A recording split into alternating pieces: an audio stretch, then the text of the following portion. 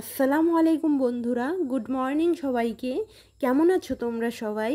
আশা করি তোমরা সবাই অনেক ভালো আছো। আলহামদুলিল্লাহ, আল্লাহর রহমতে আমিও অনেক ভালো আছি। তো বন্ধুরা, চলে এলাম আর একটা নতুন ভিডিও নিয়ে। আর আজকের ভিডিওটা আমি সকাল 11:30 থেকে শুরু করছি। এখন বাজে সকাল 11:30। আর আজকের ভিডিওটা আমি দেরি করে শুরু করলাম কেন বলো তো? সকাল থেকে প্রচুর বৃষ্টি হচ্ছিল, যার জন্য আমি আর বৃষ্টিতে বাইরেও বের হইনি, ভিডিও শুরু করিনি। তো আজকে আমি তোমাদেরকে আমার বাপের বাড়িটা ঘুরে দেখাবো। তো সবার আগে তোমাদের দেখাবো মাদ্রাসা ঘরটা। এটা হচ্ছে আমাদের বাড়ির সামনেই মাদ্রাসা ঘর রয়েছে। এখানে আব্বা চাচারা 5 ওয়াক্ত নামাজ পড়ে। তো এই হচ্ছে আমাদের বাড়ির মাদ্রাসা ঘর। এখানে সবাই কিন্তু, শুধু আব্বা চাচারা না, আশেপাশে সবাই এখানেই নামাজ পড়ে। তো দেখো বৃষ্টির জন্য কীরকম কাদা হয়ে আছে। তো যাই হোক, এই হচ্ছে আমাদের বাড়ির সামনের খোলান। আর খোলানে দেখো মা একটা সিম গাছ লাগিয়েছে। এই দেখো জাঙ্গি দিয়ে দিয়েছে। আর আব্বা এখানে লাগিয়েছে হচ্ছে লিচু গাছ, নারকেল গাছ, ওটা নেট দিয়ে ঘিরে দিয়েছে। আর এই হচ্ছে আমাদের বাড়ির ভেতরটা। এটা হচ্ছে আমাদের শোয়ার ঘর, আর এটা হচ্ছে আমাদের রান্নাঘর। তো আমাদের উঠানে কিন্তু অনেক ফুল গাছ আছে। তো সেগুলো আমি আগের ভিডিওতে তোমাদের দেখিয়েছি, তাই আজকে আর দেখালাম না। তো তারপর দেখো আমি সোজা চলে আসলাম বাড়ির পেছনের দিকে।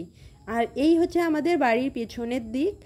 আর এদিকে আমাদের অনেক কলা গাছ আছে। তারপর এদিকে মা লাউ লাগিয়েছিল, তার জাঙ্গিটা এই যে বাড়ির ভেতরের দিকে লাউ লাগিয়েছিল, তো পেছনের দিকে জাঙ্গিটা দিয়েছে। আর এই দেখো কতগুলো কলা গাছ আমাদের ওদিকে কিন্তু আরও আছে। আর এটা হচ্ছে আমাদের সুপারি বাগান। আর মাদ্রাসা ঘরের পেছনে কিন্তু আমাদের আর একটা সুপারি বাগান আছে। আর ওইদিকে জমিগুলো, ওগুলো কিন্তু আমাদের জমি, সেটা তো তোমাদের আগের ভিডিওতে বলেইছি। আর তারপর দেখো এইদিকে একটা টিউবওয়েলও আছে। আর এই টিউবওয়েলটা না বাড়ির বাইরের কাজের জন্য ব্যবহার করা হয়। আর তারপর দেখো আমাদের এই বাড়িতে একটা গরুও আছে, একটাই গরু। তো মা এখানে গরুটাকে পানি দিচ্ছিল। আর তারপর আমি সোজা গোসলে গিয়েছিলাম, আর কোনো ভিডিও করিনি, কারণ আবার খুব বৃষ্টি এসেছিল, যার জন্য আর ভিডিও করতে পারিনি। তো তারপর আমি গোসল করে নিয়েছি আর খাওয়া দাওয়াও করে নিয়েছি। তারপর এখানে বসে বসে কি দেখছিলাম বলো তো? তো দেখছিলাম পাশের বাড়ির মেয়েটাও এসেছিল শ্বশুর বাড়ি থেকে বাপের বাড়ি 2 দিন থাকবে বলে। আমি যেদিন এসেছিলাম তার আগের দিন ও এসেছিল। তো ও এখন বাড়ি যাচ্ছে, সেটাই আমি জানালা দিয়ে দেখছিলাম। তো ও টোটো করে যাচ্ছিল, আর আর ওর মা ওখানে দাঁড়িয়ে দাঁড়িয়ে দেখছিল, আর খুবই মন খারাপ করে দাঁড়িয়ে রয়েছিল। তো আমার মনে হলো একটু পরেই তো আমিও চলে যাব, আমার মাও তো এরকম করে দাঁড়িয়ে দেখবে। আর সত্যি বলতে কি, আমি যখন চলে যাই আমার মা প্রচুর কান্না করে, আমিও কান্না করি। তো সবাই এরকমই হয় বোধহয়। আসার সময় তো লাফাতে লাফাতে চলে আসি, যাওয়ার সময় কী যে কষ্ট হয় শুধু মেয়েরাই বুঝে। আর এখন তো মাদের মন মেয়ের জন্য খারাপ হয় না, এখন তো নাতি নাতনি এদের জন্য মন খারাপ হয়। তো আমার মা তো এখন আমি চলে গেলে আমার জন্য যতটা না মন খারাপ করে, তার থেকেও বেশি আমার ছেলের জন্য মন খারাপ করে। তো তারপর দেখো আমি ওখান থেকে সোজা চলে আসলাম এইদিকে, আমার ছেলে নামাজ পড়ছে সেটাই দেখছিলাম। এদিকে আমি ঘরের জানালা দিয়ে কিন্তু ভিডিওটা করছিলাম। তো দেখো এদিকে আব্বার সঙ্গে ও নামাজ পড়ছে। এখন ওরা আসরের নামাজ পড়ছে। তোমাদের তো বলেছিলাম যে আমার হাজব্যান্ড আমাকে নিতে আসবে আজকে, তারপর আমি বাড়ি যাব। তো হঠাৎ করেই ফোন করে হাজব্যান্ড বললো ওর নাকি শরীরটা খুবই খারাপ করেছে, ওর প্রচুর জ্বর এসেছে, তো ও আসতে পারবে না। তো ও আমাকে বলল তুমি দাদার সঙ্গে চলে আসো। তো দাদা তো কাজে গেছে, দাদা আসতে রাত হবে, তার জন্য আমি আর দেরি না করে আব্বাকে বললাম। আব্বা একটা টোটো ডেকে নিল। তো আমি সঙ্গে সঙ্গেই রেডি হয়ে গেলাম। আর এখন আমাদের কিন্তু আব্বাই রেখে আসবে। তো দেখো মা আমার যাবার কথা শুনে তাড়াহুড়ো করে এইদিকে সেমাই রান্না করলো। আর দেখো গরম গরম সেমাই আমাদের দিচ্ছিল, যেহেতু সময় নেই। এদিকে সন্ধ্যাও হয়ে আসছে।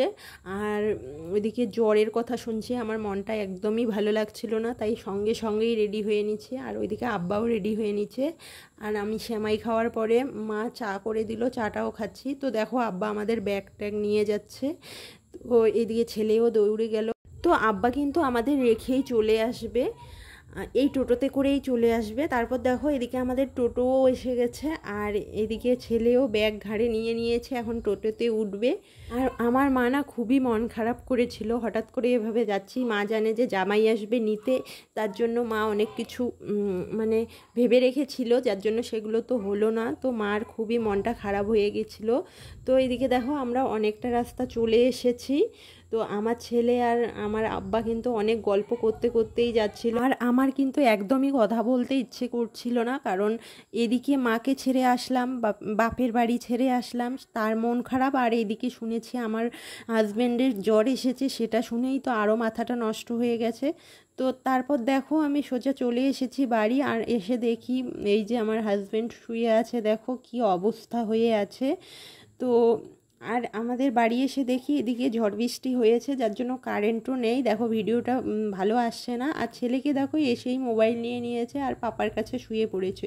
আর আমার ঘরের অবস্থা দেখো, 3 দিন বাড়িতে না থাকায় ঘরের অবস্থা কি হয়ে আছে।